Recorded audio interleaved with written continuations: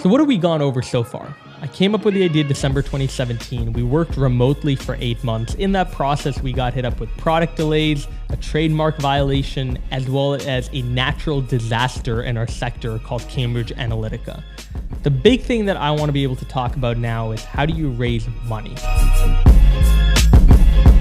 Raising money is something that a lot of people talk about, and the big disclaimer I'll talk about is why.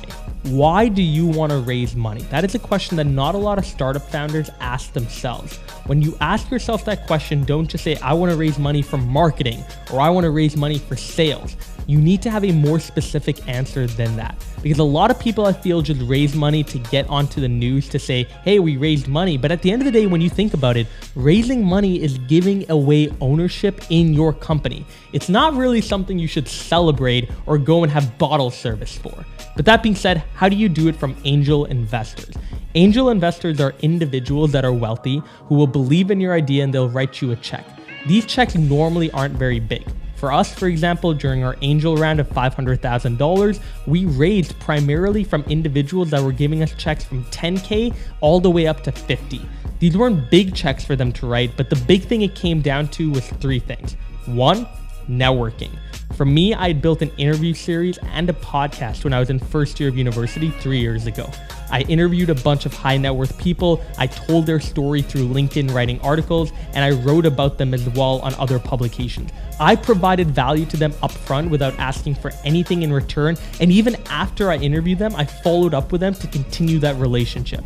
That was number 1. I networked my ass off to be able to get people around me who I could call up and say, do you believe in this idea? And a lot of times, a lot of these angel investors will fund your idea because of you.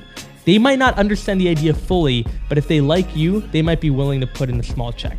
The second thing is I got first money in. And by that, I mean I put in some of my own money into the company to show early investors that I had skin in the game.